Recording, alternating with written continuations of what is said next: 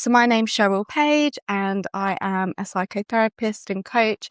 And today I'm doing my very first podcast, and Nilay has kindly offered to join me on my very first podcast. So it's very exciting, and I just want to say thank you. And I really appreciate you taking the time to join me on my podcast No, not at all. today.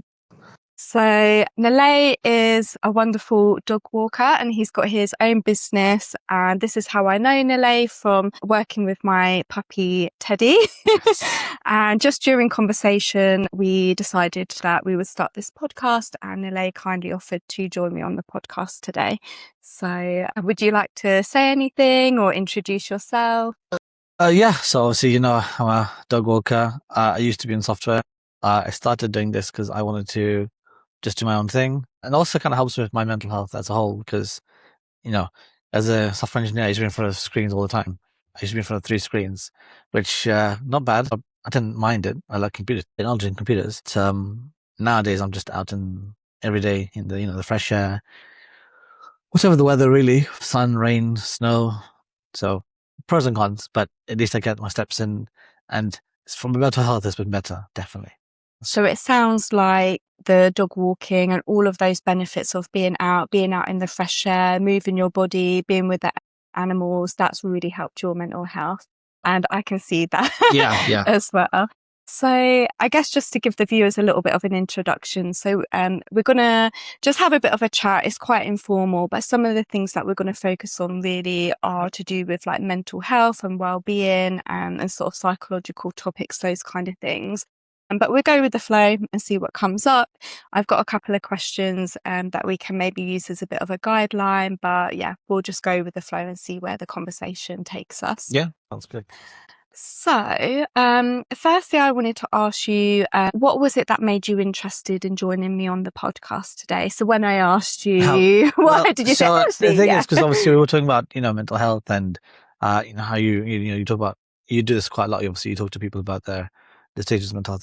The thing is, I myself have gone through a lot of mental health. And the thing is, being Indian, a lot of people don't know this. Well, some people do, I don't know. I can't say who does, who doesn't. But you talk to any Indian person, any South Asian person, they tell you mental health does not exist in Asian culture. You tell people you have a mental health problem, or you've got depression or anxiety. Literally, and I even had this from my cousin, who is a doctor, by the way. And I told him I was feeling anxious and depressed. And his exact words to me, what do you have to be depressed about? Because you have family, because you have a big family, you have this and that, and blah, blah, blah. And I'm thinking to myself, you're a doctor and you're saying this to me. This is where you can understand where it's like, they don't take it seriously. They think, oh, you have, mental health is just something you can, it's just, it's what you think. Nothing. It doesn't exist. There's nothing like depression or anxiety. And yeah, I struggle through a lot, especially because in Indian culture, a lot of people go through depression and anxiety because they're always compared. So, for example, myself, I come from a family of about 84 people. It's quite a lot. Oh, wow. That is Yes, a big it is. family. And you're going to have cousins who are about your age or, a year or two younger than you. And it's so common for them to compare. This person got, A stars and A's and GCSEs. Are you going to get the same and blah, blah, blah. The thing is, they expect everyone to be the same, and everything is to them. Studies is this. And it's just like putting too much pressure on them. And this pressure comes from not just like university, it comes from a young age, but obviously gets more serious when you do the national level exams, such as GCSEs, A levels, when you go to university. And the pressure is that, and it's so much. And I'm not saying other people don't get pressure, don't get me wrong, but the thing is, I feel like with the South Asian culture, they think like, oh yeah, you know what? I don't care. You have to do this. You have to do that. And that pressure is not taken seriously. I know everyone can handle it, which is actually why in India there's a lot of suicides due to this, because of people. The highest number of suicides in India is university because of the pressure. People just can't handle it, and people aren't getting the help because because it's not taken seriously. Yeah. Because in Indian culture, anxiety, depression, stress does not exist. I mean, they don't take it seriously. I think these days now they are. It's getting a bit better, but yeah, it's still not perfect. I wish it would be much better. You'll have so much happy people.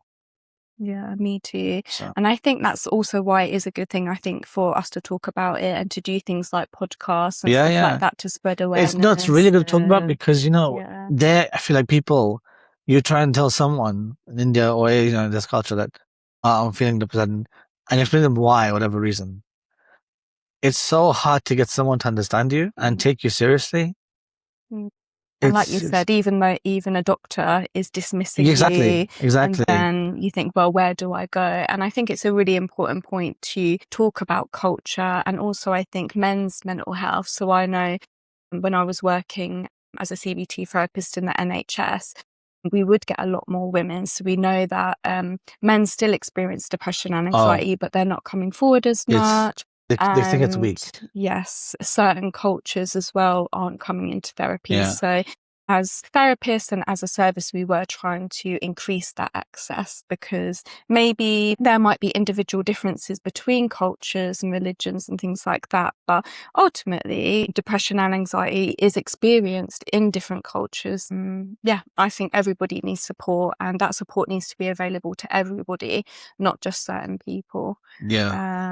I think there has been a bit of a change over the years, whereas, maybe going way back, therapy wasn't available for lots of people. Maybe it was only rich people that was having therapy, or maybe for some people, you were seen as if something was wrong with you. So I'm glad that kind of stigma is kind of shifting a little bit. But yeah, I think we still need to help people become more aware of their mental Yeah. health and ask for support, and for that support to be given to them, not to just be dismissed. The Yeah. thing is that the support that's given on our side is just not there.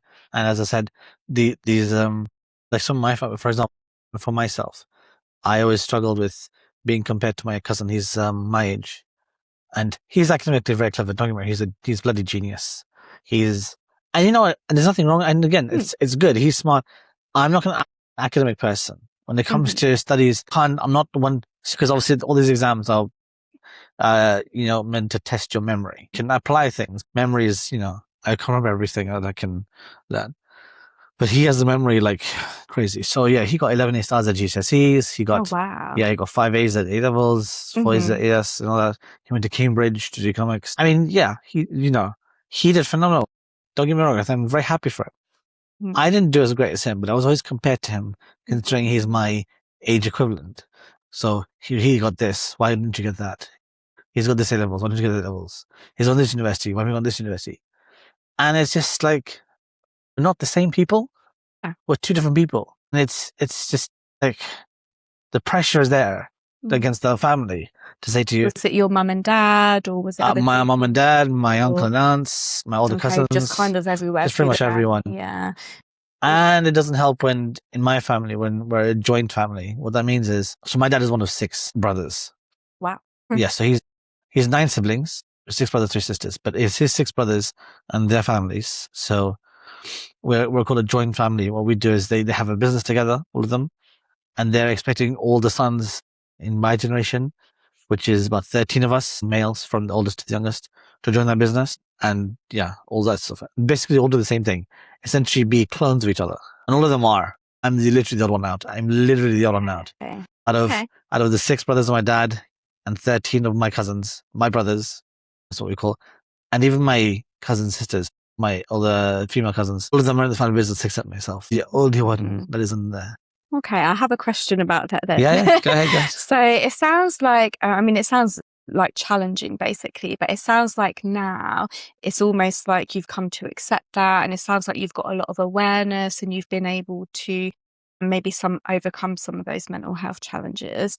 I'm guessing my question was, do you feel like with sort of like our personality and things, do you feel like it's more shaped by our environment, by our friends and family and things, A or do hundred you feel percent. it's more sort of, like our genetics, our DNA, our blueprint that we come into the world with, that sort of nature or nurture? What do you believe in? So, sorry, so could you ask the question again? Oh, Sorry. yeah. So if you think about like yourself and your personality and your Yeah. goals and things that you want to pursue in the world, do you feel like it's entirely shaped by your family and your environment, or do you believe it's more kind of nature, like your genetics, your DNA, like how you come into the world? I think it's a bit of both. I mean, Mm. obviously, if I was shaped fully by my family, I'd be a clone of everyone else. I'd be working my family business. I wouldn't be here right now. I'd probably be miserable though, like literally miserable. And I know for a fact that because my brother was miserable and he left finally. So I'm not the only one that's left. He's also, I'm the only one that's not joined the family business. He's now left the family business. But I think also one thing is there's part of that because that part of that has shaped me because obviously the stuff I've had to endure, the stuff I've had to go through, which isn't normal for a normal child, but that's also been a pretty big part of my mental health being a problem. But then also the nature, like you said, because most of my family are in Kenya, just me and my brother in the UK. When you're surrounded by other people in the UK, you see different things compared to them. So it's like, uh, how do I explain it? So I studied in Kenya for 2 years myself. I did my A-levels there. And I noticed a massive difference. One, for example, is even though it's Africa, my school is full of Indians. So I'm surrounded by Indians all over. I mean, and this isn't just my school. This is schools either I went to or my cousins went to, whoever went to, full of Indians. So it wasn't exactly like very diverse in terms of your culture, your thing. It's all the same.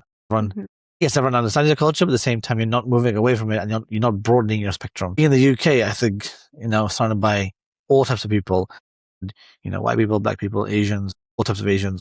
There's a whole mix. It was such a mix that my mind was broadened fully. So was my brother's, I think. That's the reason why we have that. That's the reason why I think us two have a completely different perspective of things compared to everyone else. I see. And I think that's also what made me have more of an interest in other stuff. The sports I did, getting something into animals, for example, software. I mean, it's just a whole range, I think. I think I was more exposed to a lot more than they were in comparison. That makes sense. So yeah, there's this kind of a bit of a debate in psychology, isn't it? Whether it's nature or nurture. And I agree with you. I always think it's a bit of both, but It's a bit of both. Some people may swing a bit more to the other. But I guess I'm wondering, how did you then It also sort of depends on what listen to it also yourself? depends on what you let control you. Exactly. So 'Cause that's what I was going to ask. How obviously- did you listen to yourself Yeah. rather than go with what your family was telling you? Because obviously, I mean, like I said, being in the culture here, like with a lot of people that are, white and black and everything, and you see how some of these kids are. Maybe back when I was younger, and even now. I'm not saying they're rough and tumbling, all that stuff, but it's just the stuff they would do. Some of it didn't sit right with me. Some things I'd be like, yeah, you know what, it's fine with kids, whatever. And some of it didn't sit right with me. So that's what I thought to myself, should I do it or not? And that's maybe where my nurture came in, saying, okay, maybe certain things I shouldn't do. I couldn't tell you where that line came in. It just sort of was in my head that what I felt was right and wrong. Okay, so it sounds like it was like your own voice, your Yeah, soul kind or of, whatnot, yeah. and you were kind of observing other situations and other people, and then you had sort of this internal voice or like guidance that was kind of like guiding you to Yeah, a pretty certain much. way. Yeah. Okay. It sounds like you've told me quite a bit about sort of your upbringing and your mental health, and I guess I'm just wondering, is there anything else with regards to sort of mental health challenges that you would want to go into a bit further, or was it kind of more the anxiety than depression? Can you tell me anything more about your mental health challenges? Like, do you have a specific diagnosis?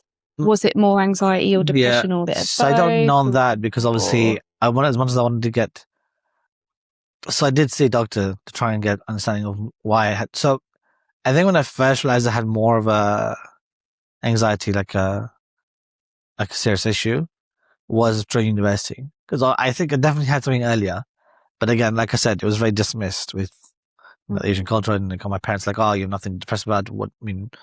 Why? But I think when I came to university and the pressure was there, and I was just, I think how to explain it, because basically, like I said, in my family, I was forced to do certain things in terms of my university. I wanted to do nutrition and nutrition and dietetics as my course. So I studied nutrition and dietary and stuff because that's what I actually kind of really enjoyed. But my family was like, no, that's a dud subject. It's not worth it. Look at now, everyone's like, all of them wanted like, oh, we know nutrition. I'm like, seriously. But back then they were like, oh, that's a waste of course. My cousins like, do nutrition, do economics, business subjects for Asian, for an Indian person. I don't like economics. I hated economics. So what did you do in the end? So that's the thing. I ended up doing So that's the thing. When I was applying for university, he literally forced me to apply for stuff like management and business study courses. And so I ended up going to Warwick first, doing engineering and business studies. And the thing is, because it was engineering and business studies, that was the course title. My mandatory modules were some engineering and some business modules. They were my core modules. You had to pass those. I passed all the engineering modules, no problem. All science based.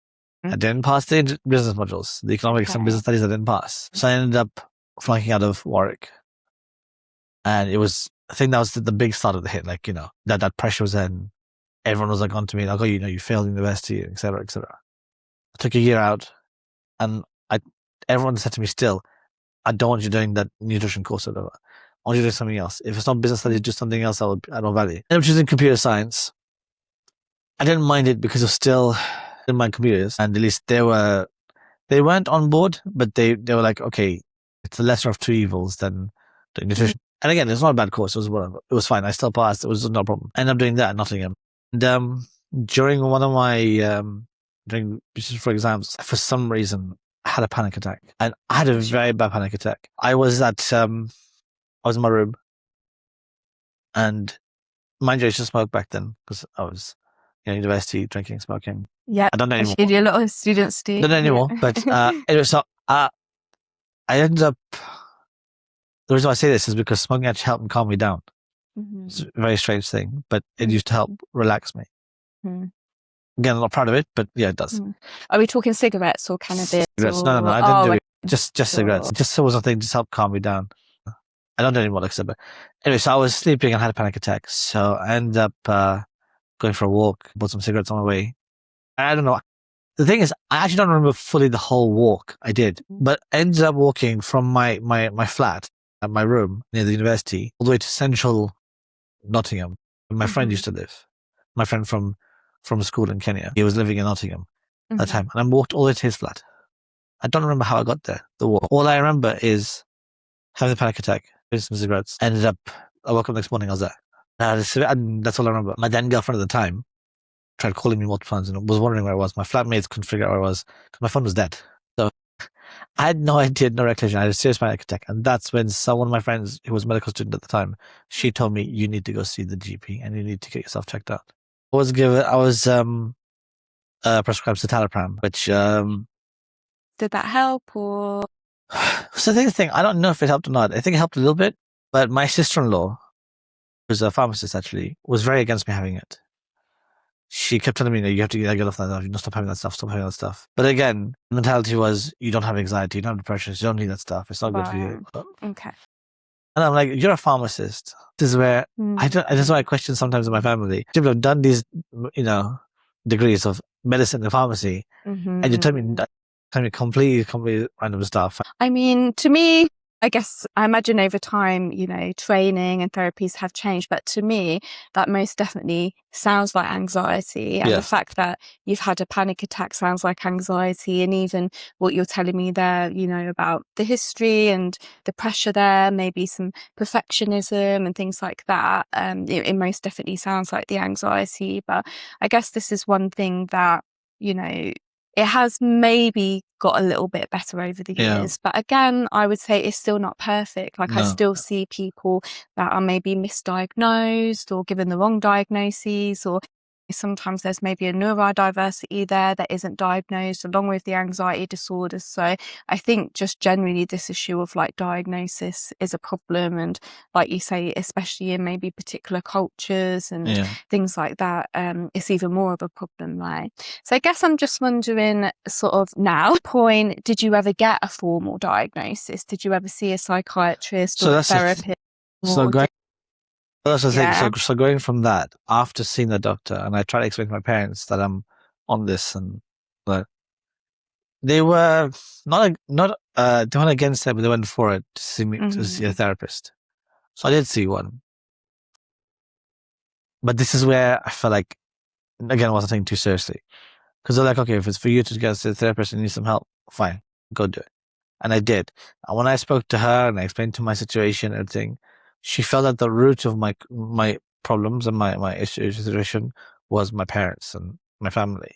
Right. She says, I want you to bring your parents, at some point. and would discuss with them certain things. My parents came forcefully. I can tell from your face it doesn't sound like this is going to go well. They were just not listening to her. I mean, they listened, like, okay, yeah, whatever. But they were like, in one ear out the other kind of thing, you know. We got the thing, and it's like, don't waste your time with the thing. She doesn't know what she's talking about. I'm like, my head of thing. She's a bloody professional. You just don't want to hear that you are the problem. Yes.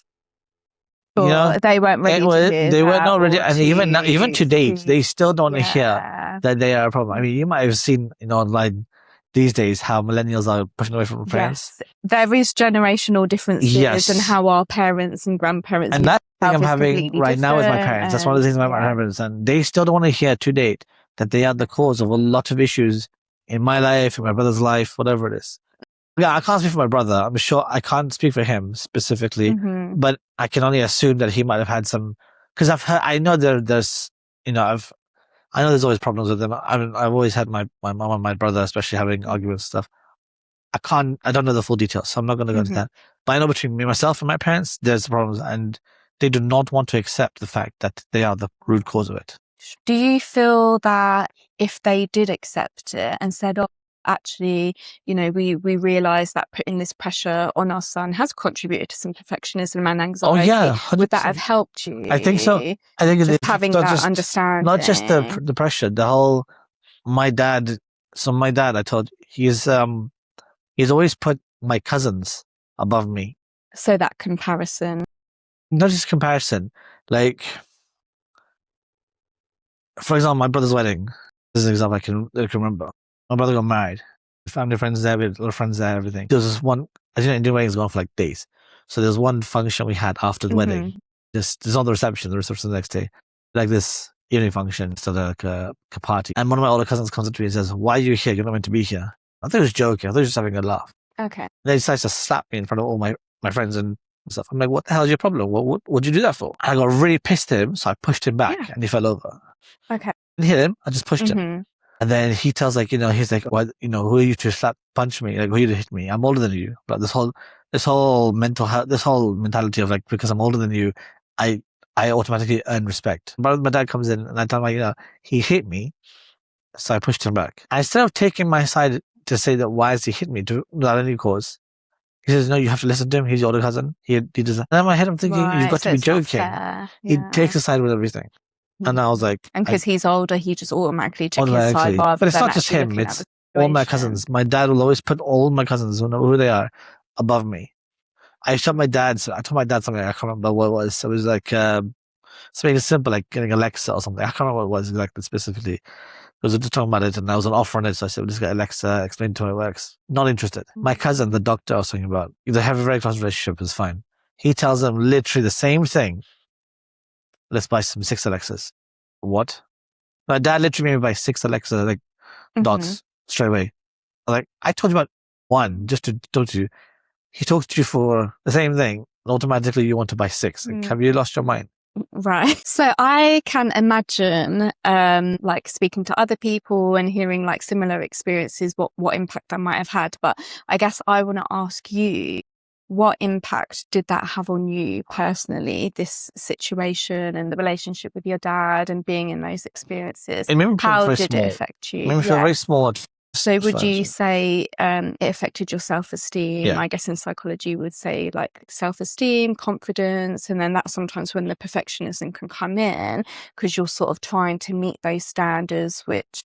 Yeah, I felt like I'm trying to fight for my dad's love against my cousins, which I felt like shouldn't be the case. Yeah. Do you believe or feel that love should be unconditional, or do you think love is conditional? No. What do you think about that? So I think as if, between a parent and child, I'm not saying a parent should condone anything a child does fully. There's right and wrong, but the love should still be unconditional as well. Obviously, a parent should love a child regardless and always protect the child regardless. I agree. But at the same time, I'm not saying that just because I'm the son, there's nothing there should be a thing where... But it's not like you can just let you get away with anything. Yeah, 100%. So it's going to be conditional. It's going to be conditional to some extent. Conditionally, but not in a sense that if you do something really bad, they're going to love that. You teach them right and wrong. You teach them right and wrong. You show them, what's right and wrong. You don't in Indian families and in the Asian culture, nothing. Love is conditional. You do good, you get good grades. You listen to what they say, no matter what. You follow Right. them blindly. They'll love you. And it sounds like it doesn't necessarily matter what you're good at. So you could be amazing at something else, but if it's not what they want, Exactly. you won't get that love. Exactly. And that's a shame, And isn't because it? I've been Yeah. the black sheep of the family, the rebellious one of the family, because I don't listen to everyone. I don't follow everyone blindly. I question things not because I'm trying to be disrespectful. I question it because I'm trying to understand. Yes. I love that you question it, and it's Yeah, important for the sake of your but mental that's the health. thing. People, Isn't Asian people, in my family especially, you question something, oh, you're being disrespectful. No, I'm not gonna. You're telling me to do something blindly. Just expect it to follow you. I need to understand. I'm not doing it because I'm trying to be rude or disrespectful. I'm trying to ask you so I can say, like, why am I doing this? Why do I have to do X, Y, and Z? Whatever it is. Yeah, and I Just think so I can that's really understand. important for your own mental health. And you know what? Like, I love different cultures, and I think it's important to have different cultures. We can celebrate them in different ways. But I think when I sometimes have a problem with culture is when we're sort of trying to put everybody in a specific box, but not everybody fits into that box. Right. So what it sounds like to me is that you don't fit in that box that No. some people are trying to fit you in, which how can you, because everybody's unique, everybody's individual. Exactly. I mean, even twins are And you different. questioned that because it sounds like it didn't quite fit in line with what you wanted to do. And I guess I'm wondering then, what kind of things, I mean, you've already touched on it a little bit, but what kind of things did you do to help your mental health? And I guess kind of like break out of this situation or break out of that box. Well, if I'm honest, my mental health actually didn't go upwards from there. It actually went downwards first. So as I said to you, when I first started that thing with my parents, so I was going back to it, the therapy sessions, and they were like, it's not a waste of time and blah, blah, blah. And they were saying to me, I want to do it anymore. It did not help. It actually declined my mental health and I felt worse. Oh, that's a To the point where I did contemplate suicide, and I did attempt it actually. To hear that. No, it's fine. I'm happy to talk about it because you know what? It was a changing point in my life as well. Because although attempting it wasn't the best thing I did, having my friends around university supporting me so much was great. So they helped you through that situation. I'm pleased to hear that. And yeah, I just want to say I'm really sorry that you had that experience, but I'm also pleased that you say you sort of looking at it in a different way and that your friends supported you. Yeah, I think it's important to talk about it because it was hard to talk about for a while, for a long time. But I realized at some point, you have to talk about it because if you don't, it eats you inside. It's kind of like holding a light weight. Keep holding it. It might be easier for a while, and afterwards your arm just kills. You have to drop it in the same thing. It's you hold it inside you, and it just eats your life. You've got to talk about these things. I agree. And I think you're really brave for talking about it. And, we know now that a lot of people out there still aren't able to, or they're not at that space ready to. Yeah, there are a lot of people out there who don't want to talk. The more we can understand, the more that we can help people. Yeah, 100%. I mean, I've seen some people out here in London, Milton Keynes that, I don't say specifically who, but for example, I know some people that when I do my dog walking, I meet a lot of people, as you know, I meet a lot of people. And I met this one girl who I used to see quite frequently. And I just saw her standing there. And one way she was upset, she was crying. So I asked her, like, are you okay? And she said she had some mental health things. And I said to her, look, if you want to talk and then just vent, whatever it is, happy to talk to you. The thing is, I understand because I never had that support in the so I figured it's always good to have someone where and now having gone through a lot of stuff and build myself up to where I'm at a better place. I want to help people where I can. Yeah. If they want to vent to me, talk to me, whatever it is. I'm not a psychotherapist. I'm not here now, but it doesn't matter. You don't need to be. Sometimes you don't need a psychotherapist. You just need someone to talk to and you just need to be human. Just be heard. I think you wouldn't wish that on anybody. No. And as you know, I've had my own mental health challenges and suicidal as well. I'm sorry. I wouldn't wish that on anybody. But you're absolutely right that when you've been through something like that, I actually think you're more qualified to help somebody else because you know what it feels like. You know how you got into that space and you have learned a lot. So then you can help somebody else. Because like I said, you just need to be heard sometimes. Because sometimes people aren't heard enough. And the minute you're heard, the minute you're just listened to, the advice I can always give, I'm not saying it's always the right or the best advice, but I think at least I can explain to them, like, I can give you the best I can do. It's just somewhere you can talk to and just Okay, I have a friend of mine. She has goes through a lot of mental health as well, and sometimes she calls me up and she talks to me for hours. Like I say hours, couple of hours, just to vent. No, I mean, it doesn't matter.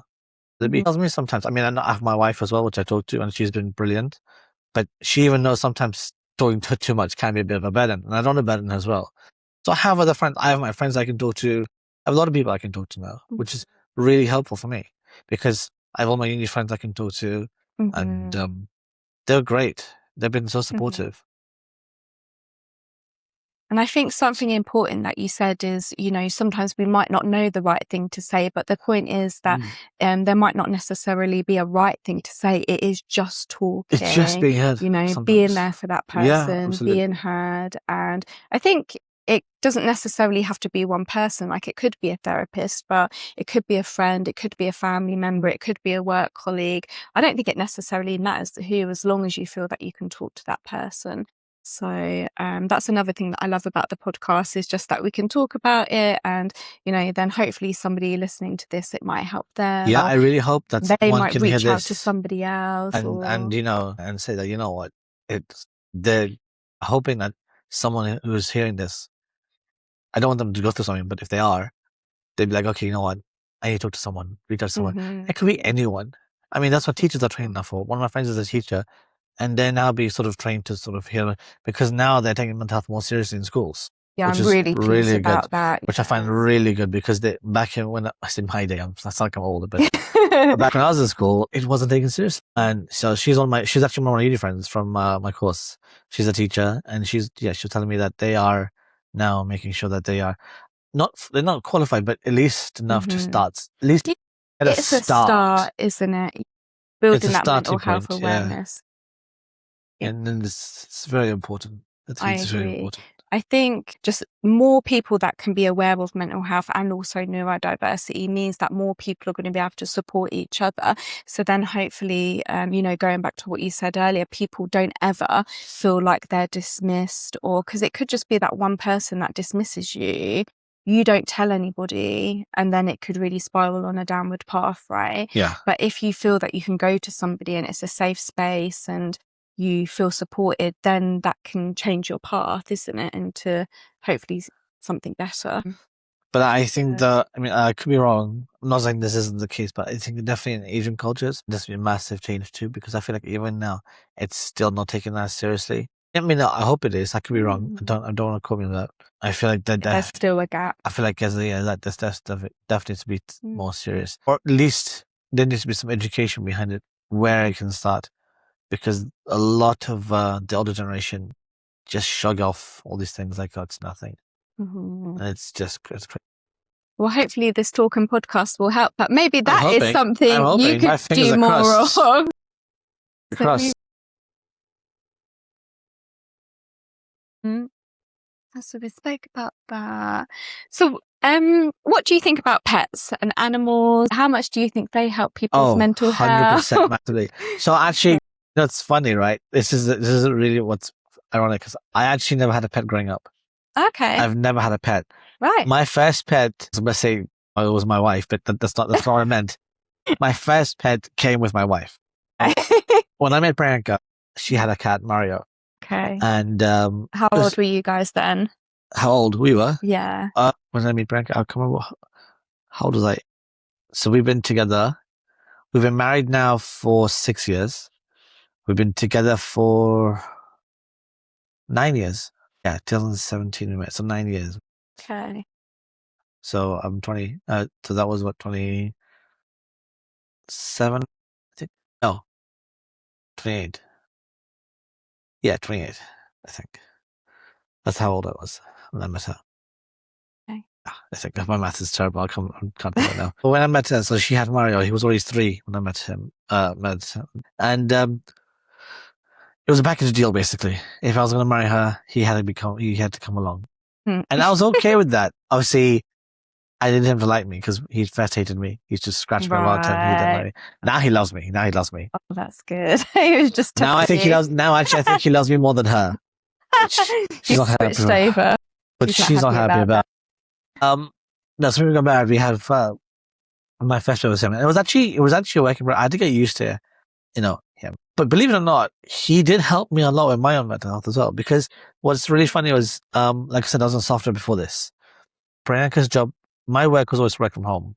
I was remote because being in software, it was pretty much always work from home, especially when we got married around that time, because we got married in 2020. So it's pretty much COVID anyway. So it was we moved in together 2020.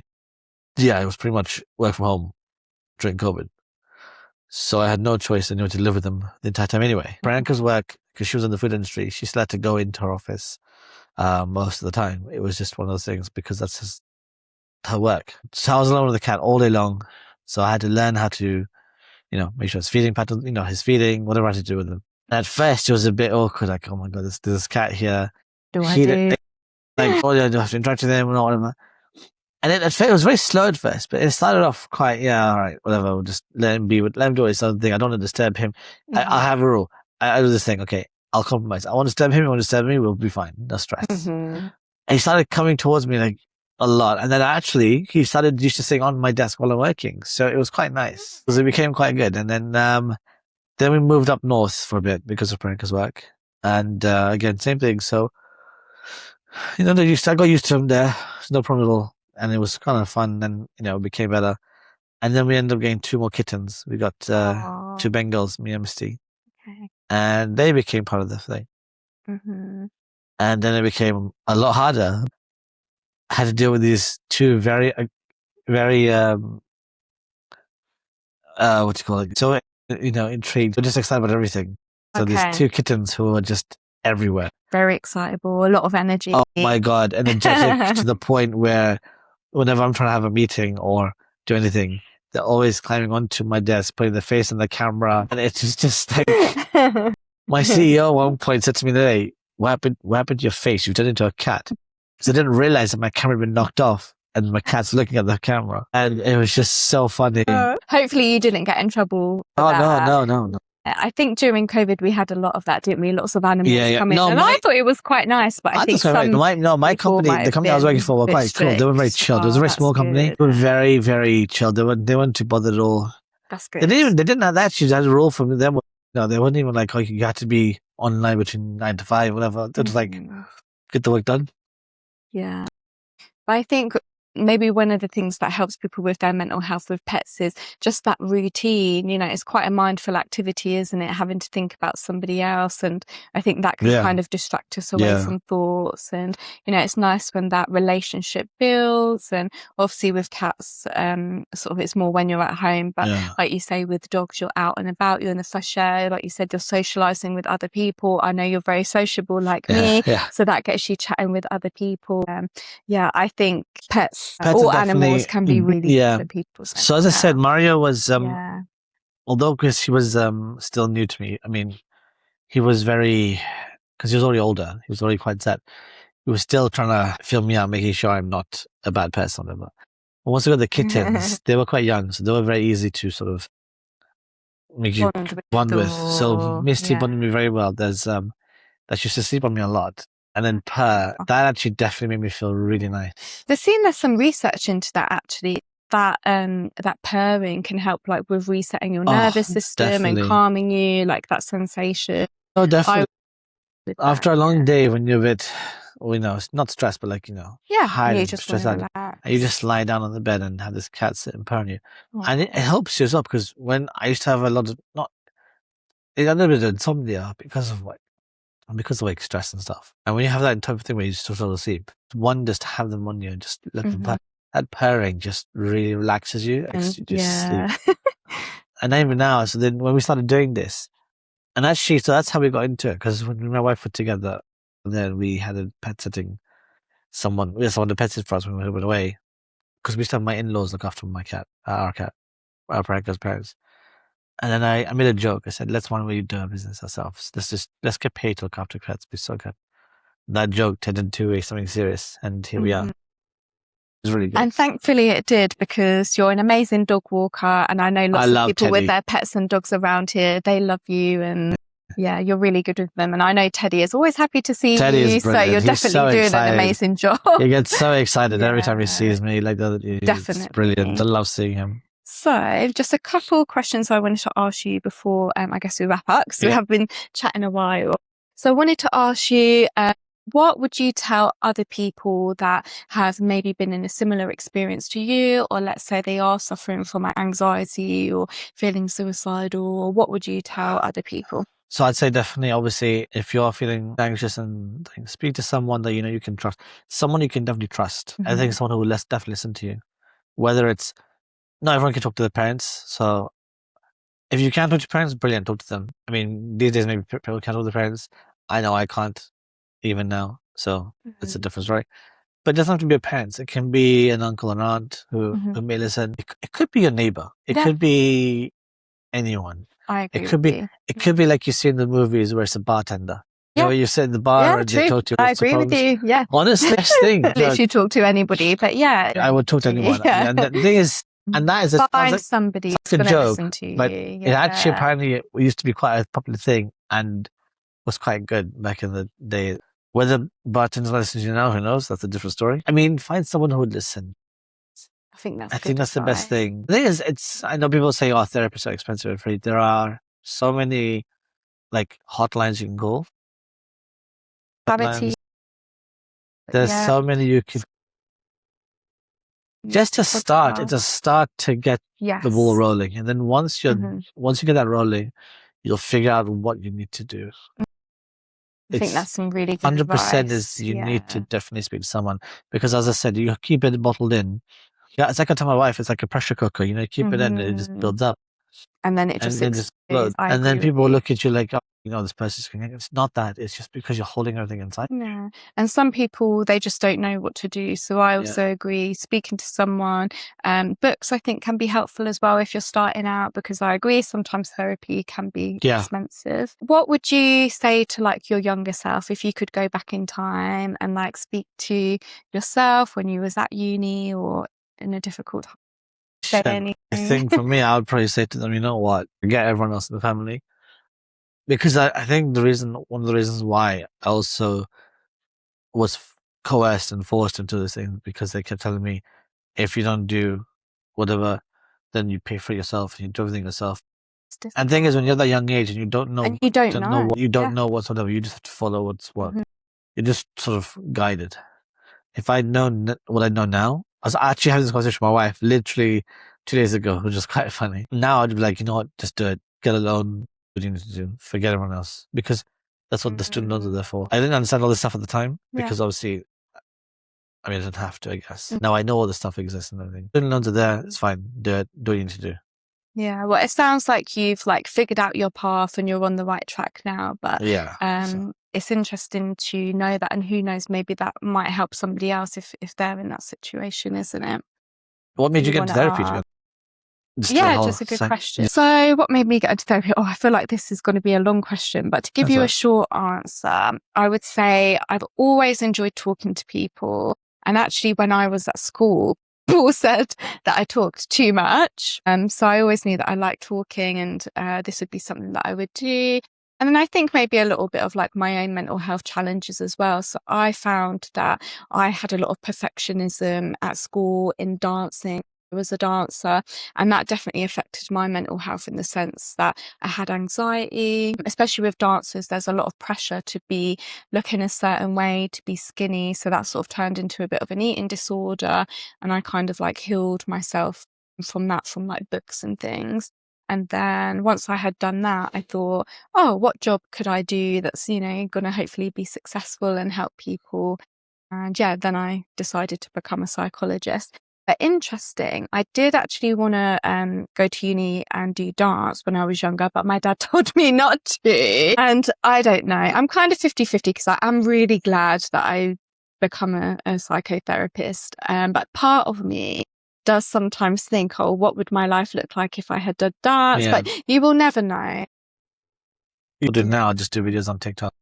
Well, that's actually what I've started doing more recently. I mean, dance has always been there for me, doing different things, even outside of the psychotherapy. But more recently, I've been getting into it even more. So, I think even if you haven't followed a certain path when you're younger, you can always change it up when you get older. Yeah. And I feel like when you're younger, maybe sometimes you don't know or you just feel out of control. But it's nice when you're older, you notice well, actually, maybe I have a lot more control than I thought I would. Yeah, so quite a similar story to you, Yeah. No, actually. the most important thing is obviously if you feel like you're having any struggles or anything that's bothering you, and it doesn't have to be big. You don't have to let it grow big before it becomes a problem. Just even the smallest thing that might bug you or something, just speak to someone, because the minute you get it, the sooner you get things sorted out, the happier you'll be. I think Mm-hmm. you let the problem grow, and it'll be harder to sort of handle. I agree. I think that is like a really important message to send, actually, because one of the things with anxiety is that we delay things and Yeah, we avoid it and we put it off. So the quicker you can do it, yeah, probably the more quicker it's going to get resolved and the better you're going to feel. So I think that is a really yeah. important thing, a key thing. But thank you so much for No, coming that's all in and right. talking to me. No, I'd love to come back and Um, talk more about other stuff. Because well, there's a lot I have, like, there's so much we could talk about. We'll do I more, mean, I can do a whole section just on family issues and parents and stuff. literally. The stuff I have going on there. It could be another one. That could be another 2 episodes We'll alone. need all day, That could be another at least 2, 3 episodes alone. literally. Actually, just my family, my parents could be one episode. My whole family could be another episode, and then Yeah. everyone as a whole could be another episode. That's how much is going on there. It's crazy. Oh, I'd love to have you back on. And yeah, I'm sure there's so much more that we can talk about that will Yeah, be helpful for other people. But I absolutely. really appreciate your No, time. it's nice also when you talk, you get the things off your chest a little bit. You get to, because it's like that saying, when you talk more about it, you release that pressure and you feel better about it. I mean, yeah, sometimes there are times where it hits a little bit, but it's fine, because the more you can control it, you talk about it more, the better you feel every time. I agree.